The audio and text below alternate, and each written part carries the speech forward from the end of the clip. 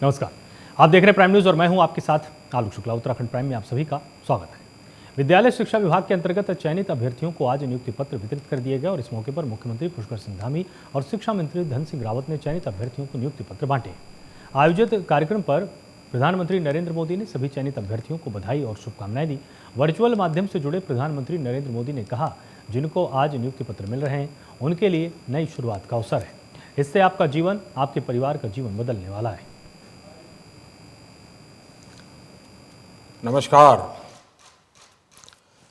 देवभूमि उत्तराखंड के युवा साथियों को रोजगार मेले के लिए बहुत बहुत बधाई। जिनको आज नियुक्ति पत्र मिल रहे हैं उनके लिए आज नई शुरुआत का अवसर है। इससे निश्चित रूप से आपका जीवन, आपके परिवार का जीवन बदलने वाला है। लेकिन जिस सेवा में आज आप प्रवेश कर रहे हैं वो सिर्फ आपका जीवन बदलने का नहीं, बल्कि वो व्यापक बदलाव का माध्यम है। साथियों, हमें उस पुरानी धारणा को बदलना है कि पहाड़ का पानी और पहाड़ की जवानी पहाड़ के काम नहीं आती। ये चीज हमें बदलनी है। इसलिए केंद्र सरकार का निरंतर प्रयास रहा है कि उत्तराखंड के युवाओं और ये हमारी युवा पीढ़ी अपने गांवों की तरफ लौटे। इसके लिए पहाड़ में रोजगार और स्वरोजगार के नए अवसर बनाए जा रहे हैं। एक बार फिर आप सभी को बहुत बहुत शुभकामनाएं देता हूं और मैं आशा करता हूं कि आप उत्तराखंड के लोगों की उत्तम सेवा करेंगे। उत्तराखंड को आप उत्तम बनाने में योगदान देंगे और इससे हमारा देश भी सशक्त होगा, समर्थ होगा, समृद्ध होगा। बहुत बहुत धन्यवाद। देहरादून के राजपुर रोड स्थित एक निजी होटल के कार्यसमिति की बैठक हुई, जिसमें कैबिनेट मंत्री गणेश जोशी ने प्रतिभाग किया। कार्यसमिति के दौरान मंत्री गणेश जोशी ने बैठक में उपस्थित मंडल के पदाधिकारियों, पार्षदगणों और शक्ति केंद्रों के संयोजकों को केंद्र और राज्य सरकार की लाभकारी योजनाओं को भी साझा किया है। उन्होंने पार्टी के सभी कार्यकर्ताओं से केंद्र और राज्य सरकार की लाभकारी योजनाओं को आम जन तक पहुंचाने का आह्वान किया। मंत्री जोशी ने भरोसा जताते हुए कहा कि आगामी आने वाले निकायों एवं सभी चुनावों में आप सभी कार्यकर्ताओं के दम पर फिर से विजयी होंगे। विश्व की नंबर 1 पार्टी है भारतीय जनता पार्टी। कार्यकर्ता आधारित पार्टी है। भारतीय जनता पार्टी सबसे अनुशासित पार्टी है और राष्ट्रीय कार्य समिति से लेकर मंडल कार्य समिति के कार्यक्रम इसी पार्टी के अंदर होते हैं। अभी हमारी राष्ट्रीय कार्य समिति हुई थी, इसके बाद प्रदेश की कार्य समिति हुई, फिर जिले की कार्य समिति हुई, मंडलों की कार्य समिति यहाँ पर चल रही है। आज सीधे सोन मंडल की कार्य समिति यहाँ पर भी मुझे प्रतिभाग करने का मौका मिला और केंद्र सरकार व प्रदेश सरकार की योजनाएं वो अपने द्वारा किए गए कार्यों की जानकारी कार्यकर्ताओं को दी। क्योंकि भारतीय जनता पार्टी जिस चिंतन को लेकर काम कर रही है कि समाज के अंतिम पीढ़ी के अंतिम व्यक्ति तक विकास की लहर पहुंचनी चाहिए, दीनदयाल जी के इस चिंतन को लेकर हम काम करते हैं। उसको साकार करने का काम देश के प्रधानमंत्री नरेंद्र मोदी जी कर रहे हैं, यहाँ पुष्कर सिंह धामी जी कर रहे हैं और हम इसके माध्यम से चाहे नगर निगम का चुनाव हो, चाहे पंचायत के चुनाव हो, चाहे 2024 का लोकसभा का चुनाव हो, भारतीय जनता पार्टी विजयी होगी और मोदी जी फिर देश के प्रधानमंत्री बनेंगे। उत्तराखंड क्रांति दल अंकिता हत्याकांड मामले में जिला कार्यालय पौड़ी पहुंचे और जहां उत्तराखंड क्रांति दल के कार्यकर्ताओं ने डीएम को ज्ञापन सौंपा है। इसमें उन्होंने राज्य सरकार पर प्रशासनिक और न्यायिक संरक्षण का आरोप लगाते हुए पूरे प्रकरण को लेकर सीबीआई जांच की मांग उठाई है। वहीं प्रधानमंत्री को भेजे पत्र में अंकिता हत्याकांड के दोषियों को फांसी की सजा दिलवाए जाने की मांग की गई है। माननीय प्रधानमंत्री जी को संबोधित एक ज्ञापन है जिसमें विभिन्न समस्याओं को लेकर यूकेडी के एक प्रतिनिधिमंडल के द्वारा अपना ज्ञापन का वाचन भी किया गया और वहां तक पहुंचाने के लिए मुझे ज्ञापन प्रेषित किया। हत्याकांड के मामले में भी हमने ज्ञापन दिया है कि सीबीआई जांच की मांग की जाए। मांग की है हमने। हम चाहते हैं कि सीबीआई जांच हो। जब तक सीबीआई जांच नहीं होगी तब तक अंकिता भंडारी को न्याय नहीं मिलेगा। हमारे एक वरिष्ठ पत्रकार आशुतोष जी ने, हमारे उत्तराखंड क्रांति दल के अर्जुन नेगी जी ने, इन लोगों ने कितना प्रयास किया और एक एक चीज़ सरकार के सामने रखी, लेकिन सरकार अपने नेताओं को बचाने के लिए शासन का भी दुरुपयोग कर रहा है, उसका भी दुरुपयोग कर रहा है। तो ऐसे में उत्तराखंड क्रांति दल बिल्कुल मौन नहीं बैठेगा और हम तब तक चुप नहीं होंगे जब तक अंकिता भंडारी को न्याय नहीं मिलता, सीबीआई जांच नहीं होती, तब तक हम चैन से नहीं बैठेंगे। क्योंकि उनके विधानसभा क्षेत्र की जो विधायक है वो भी उसी अपराध में संलिप्त है, क्योंकि उनके नेता हैं वो विनोद आर्य इत्यादि जो भी हैं ये सब उनके नेता हैं और ये अपने नेताओं को बचा रहे हैं कि विधायक, मंत्री, मुख्यमंत्री सारे के सारे उन्हें बचाने पर लगे हुए हैं। लेकिन उत्तराखंड क्रांति दल चैन से नहीं बैठेगा और अंकिता भंडारी को न्याय दिलवा करके रहेगा, ये उत्तराखंड क्रांति दल का मानना है। और मुख्यमंत्री पुष्कर सिंह धामी सरकार में भाजपा के वरिष्ठ कार्यकर्ताओं का दायित्व जल्द बांट सकते हैं। दायित्व बंटवारे के लिए वरिष्ठ कार्यकर्ताओं की सूची तैयार की जा रही। भाजपा प्रदेश अध्यक्ष महेंद्र भट्ट ने कहा कि सरकार में दायित्व के लिए जल्द ही पार्टी नेताओं की सूची मुख्यमंत्री पुष्कर धामी को सौंपी जाएगी। उन्होंने होली से पहले दायित्व आवंटन की उम्मीद जताई है।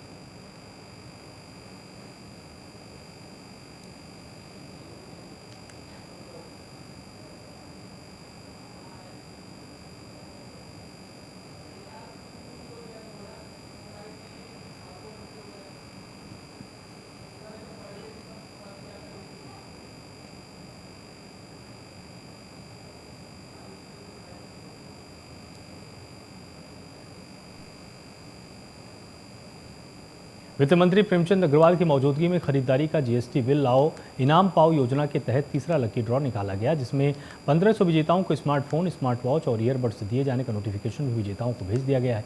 वित्त मंत्री प्रेमचंद अग्रवाल ने तीसरे लकी ड्रॉ के बारे में बताया है कि उपभोक्ताओं ने पहले लकी ड्रॉ में 3 करोड़ 79 लाख, दूसरे लकी ड्रॉ में 5 करोड़ 78 लाख और तीसरे लकी ड्रॉ में 7 करोड़ 56 लाख मूल्यों के बिल अपलोड किए जा चुके हैं। है कि मार्च तक तो हम इसको इसी प्रकार से करेंगे और मार्च के बाद दीपावली में एक मेगा जो ड्रॉ है वो निकालेंगे और उस बीच में हम तो कोशिश कर रहे हैं कि लोग ज़्यादा से ज़्यादा उसमें अपलोड करें। कौन उसमें भाग्यशाली होगा जिसको वो लकी ड्रॉ में वो पुरस्कृत होगा। और मैं जैसे कहा कि पहले से बढ़ रही है संख्या और आपने खुद ने भी कहा कि ये अच्छे तरह से लोगों में इसका प्रचार प्रसार भी हो रहा है, वो स्वीकार भी कर रहे हैं। मैं सभी का धन्यवाद करता हूँ। जो जीएसटी काउंसिल की बैठक थी उसमें कुछ विषय पे चर्चा हुई है, जहाँ वहाँ पर ट्रिब्यूनल के बारे में बातचीत हुई है। हमारे यहाँ चूँकि ऐसे विषय हैं जो हमारे हालांकि राज्य से बहुत ज़्यादा संबंधित नहीं है, लेकिन चूँकि हम काउंसिल के सदस्य हैं उस नाते अब जैसे राब में है, राब में कुछ छूट मिली है, पेंसिल और जो शॉर्पनर है उसमें कुछ स्लैब्स में छूट मिली है। इसी प्रकार के उसमें बातचीत हुई है और मुझे लगता है कि इस प्रकार का जो विषय आते भी हैं तो हम यदा बैठते रहते हैं। आने वाले टाइम पे फिर काउंसिल की बैठक होगी, अपने विषय जो आएंगे उसके अनुसार हम बातचीत करेंगे। सर बजट डोईवाला नगर भाजपा मंडल की पहले कार्यकारिणी की बैठक भानियावाला में आयोजित की गई और बैठक में हरिद्वार लोकसभा सांसद डॉक्टर रमेश पोखरियाल निशंक ने शिरकत की। नवनियुक्त कार्यकारिणी की पहली बैठक में भाजपा जिलाध्यक्ष रविंद्र राणा के साथ नगर मंडल अध्यक्ष नरेंद्र सिंह नेगी नंदू के साथ तमाम पदाधिकारियों ने शिरकत की। बैठक में कार्यकर्ताओं को जहां संगठन की रीति और नीति से अवगत कराया गया, तो वहीं भाजपा के राज्य और केंद्र सरकार के विकास कार्यों को जन जन तक ले जाने पर चर्चा हुई। जनता पार्टी ने बूथ स्तर पर जाने का निर्णय लिया है और इसी परिप्रेक्ष्य में आज जो कार्यशाला आयोजित की गई है, हमारे जो प्रदेश नेतृत्व है उनके द्वारा जिले में और जिले के बाद अपने मंडल स्तर पर यह कार्यशाला आयोजित की जा रही है, जिसमें प्रत्येक कार्यकर्ताओं को निचले स्तर तक संगठन की रीति नीति सिद्धांतों के बारे में यहाँ पर जानकारी दी जा रही है। और उसके साथ साथ जो भारतीय जनता पार्टी के जो हमारे जो कार्य हैं उसको जन जन तक पहुँचाने के लिए कार्यकर्ताओं में यहाँ पर जागरूकता अभियान चलाए उस सबकी तैयारी को लेकर के, क्योंकि अब डिजिटल का ज़माना है तो प्रत्येक कार्यकर्ता को उस संबंध में भी जानकारी जाएगी कि हमें नेटवर्क के जरिए किस प्रकार से भारतीय जनता पार्टी के जो हमारे कार्यक्रम हैं उसको जन जन तक पहुंचाना है। इसी परिप्रेक्ष्य में आज कार्यकर्ताओं यहाँ पर जागरूकता के माध्यम से यहाँ पर आज हमारे जो प्रदेश नेतृत्व द्वारा यहाँ पर कार्यक्रम आयोजित किया जा रहा है। अब ये जो बैठक हो रही है ये नव नियुक्त जितने पदाधिकारी हैं उनकी बैठक हो रही है। मुझे लगता है पूरी दुनिया में भारतीय जनता पार्टी एकमात्र ऐसी पार्टी है जो अपने नीचे तक के कार्यकर्ताओं का न केवल सम्मान करती है बल्कि उपयोग भी करती है। और जिस तरीके से ये पार्टी आज पूरी दुनिया की सबसे बड़ी पार्टी हुई है, ये इन्हीं पदाधिकारियों इन्हीं कार्यकर्ताओं के बलबूते पर आज ये दुनिया की शीर्षतम पार्टी हुई है। इसलिए जो हमारे पार्टी का अंतिम छोर तक के व्यक्ति तक पहुंच की जो ये परंपरा है, जो गतिविधियां हैं, अब वो सशक्त करने की दृष्टि से ये हमारे पहले जिला कार्यकारिणी हुई है। अब मंडलों की जो नए हमारे पदाधिकारी उनकी बैठक हो रही है, क्योंकि आपको मालूम है कि हमारा ध्येय बूथ के अंतिम छोर तक जाने का है। पिथौरागढ़ जिले की सीमांत तहसील धारचूला के दारमा घाटी में बन रहे डैम का ग्रामीणों को भय सताने लगा है। बांध बनने के दौरान बड़ी अनहोनी का डर स्थानीय लोगों को आज सड़क तक ले आई है, जिन्होंने धारचूला में भारी जुलूस निकालकर प्रदर्शन किया है। वहीं परियोजना को रोकने के लिए पहले भी ग्रामीण अपनी शिकायत दर्ज करा चुके हैं, लेकिन कोई सुनवाई न होने की वजह से प्रस्तावित बांध के विरोध में सैकड़ों की संख्या में लोगों ने तहसील कार्यालय का घेराव और विरोध प्रदर्शन शुरू किया है।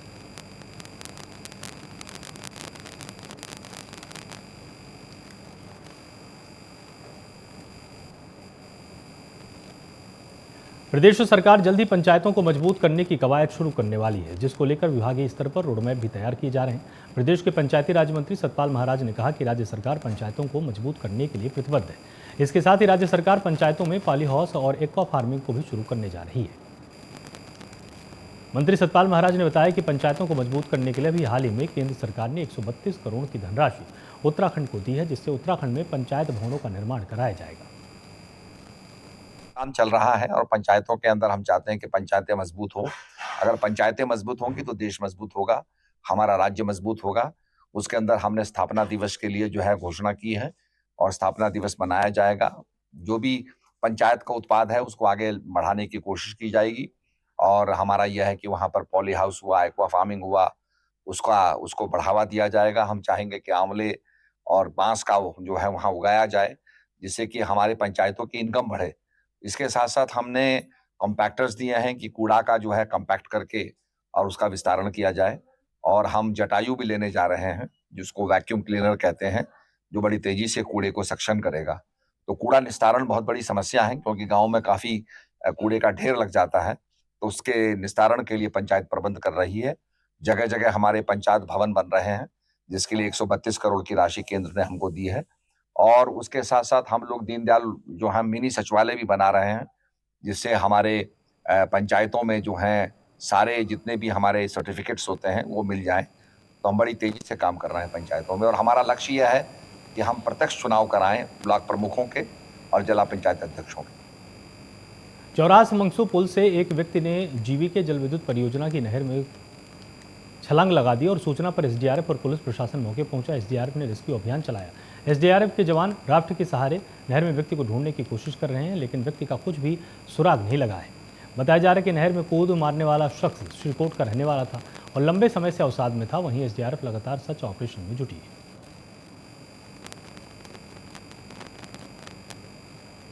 लगभग हमें 11 बजे ये सूचना मिली कि यहाँ पर एक आदमी ने कूद मार दी है। यहाँ पे थाने से हमें फ़ोन आया, तो यहाँ पे जल पुलिस की टीम और हमारी एसडीआरएफ की टीम दोनों यहाँ पे आ गई थी और काफ़ी देर से हम लोग यहाँ पे ढूंढ रहे हैं। इनके जो डैम वाले डाइवर्स भी हैं ये भी यहाँ पे आए हुए हैं और लगातार सर्च हो रहा है। और अभी लगभग हम लोग आगे पुल तक जहाँ तक इनका मशीन है वहाँ तक हम लोग सर्च करेंगे। बताया जा रहा है कि जिस समय कूद मारा तो पावर हाउस, हाँ, जो यहाँ पे जो डैम वाले हैं उन्होंने बताया है हमें कि जिस समय इसने कूद मारी है लगभग 11:15 के बजे, तो उस समय मशीन बंद कर दी थी। तो हो सकता है पानी का फ्लो हल्का सा पीछे को आया हो। तो अभी हम लोग इसी एरिया में लगभग हम लोग सर्च कर रहे हैं। कैबिनेट मंत्री चंदन रामदास ने विधानसभा स्थित अपने कक्ष में एमएसएमई की समीक्षा बैठक की है। इस दौरान मंत्री चंदन रामदास ने बताया कि व्यक्तिगत इन्वेस्टर के लिए पॉलिसी लाई गई है, जिनमें जमीन इन्वेस्टर की होगी, लेकिन इसमें शर्त यह है कि इन्वेस्टर्स को 500 लोगों को रोजगार देना होगा। मंत्री चंद्र रामदास ने स्टार्टअप पॉलिसी के बारे में भी जानकारी देते हुए बताया कि इसके लिए 40 करोड़ रुपए का प्रावधान किया गया है। पहले स्टार्टअप के लिए 15,000 रुपये दिए जाते थे, पर अब इस राशि को बढ़ाकर 20,000 रुपये किया गया। जनवरी में से मार्च तक हमारा 234 करोड़ का बजट जारी हुआ है एमएसएमई में, और अभी तक इसके अलावा 196 करोड़ का जारी हो गया है। उद्योग मित्र की हमारी 57 बैठकें हो गई हैं। कुछ नई योजनाएं भारत सरकार हमको दे रही है, जिसमें एक रैंप योजना आ रही है, एक जेट योजना आ रही है। ये हमारे प्रदेश की नई औद्योगिक नीति को बढ़ावा देने में बहुत महत्वपूर्ण भूमिका निभाएगी। और हम इस समय लगभग एमएसएमई में जो हमारी स्टार्टअप नीति है, इस स्टार्टअप नीति को मैंने बता दिया कि 40 करोड़ रुपए का हमारा इस समय बजट रखा है, और 200 करोड़ रुपए का हमने एक कॉर्पस फंड बना रखा है। हम तत्काल अपने उद्योगों को पैसा सुलभ कराने में सिंगल विंडो सिस्टम के हिसाब से कोई कोताही नहीं बरतेंगे, ऑफिसों के चक्कर नहीं काटने देंगे, और जो भी हमारे पास इन्वेस्टर आएगा हम तत्काल उद्योग स्थापित करने के लिए हम उसके लिए प्रतिबद्ध हैं। रुद्रप्रयाग के डुंगरी गांव में एक विवाहिता की संदिग्ध परिस्थितियों में मौत हो गई। 19 साल की विवाहिता की बीती रात संदिग्ध परिस्थितियों में जान चली गई। ससुराल पक्ष की माने तो महिला ने अपने विवाहिता ने दुपट्टे से बंद कमरे में फांसी लगा ली। वहीं ससुराल पक्ष ने विवाहिता को आनन फानन में दुपट्टा काटकर तुरंत अस्पताल ले गए, जहां जिला अस्पताल में डॉक्टरों ने महिला को मृत घोषित किया, जबकि मायके पक्ष ने ससुराल पक्ष पर हत्या का आरोप लगाया है। हालांकि पूरे मामले में पुलिस ने सास ससुर और जेठ के खिलाफ मुकदमा दर्ज किया है। शाम आदमियों को 9 बजे फोन आए कि भला तुम्हारे लड़के जो जा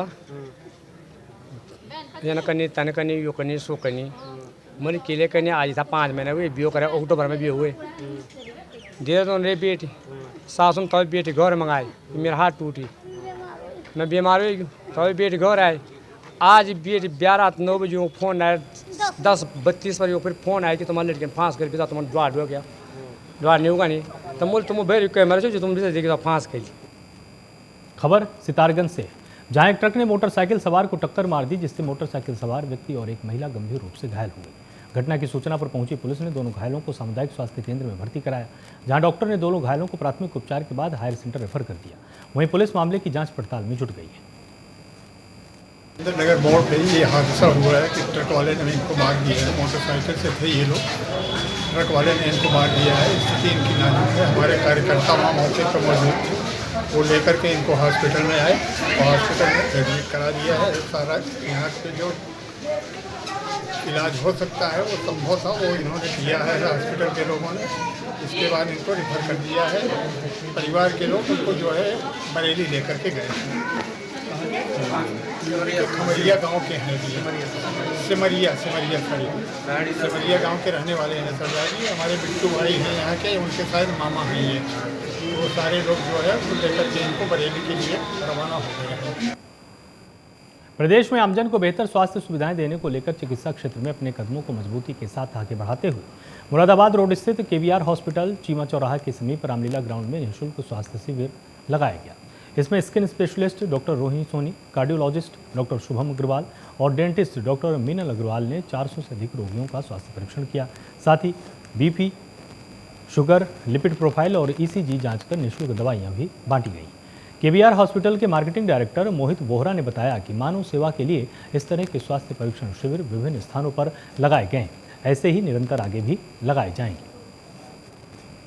धन्यवाद। मैं doctor Kushal Agarwal KVR hospital से। पहली बात मैं आपका आभारी हूँ कि आपने आए और हमारा जो निःशुल्क कैंप है उसको कवर किया। हम लोगों ने यहाँ पे 400 से ज़्यादा रजिस्ट्रेशन ऑलरेडी कर लिए हैं। ये यही दर्शा रहा है कि हमारे शहर में अभी भी रोगियों को सही परामर्श और दवाइयों की सख्त ज़रूरत है।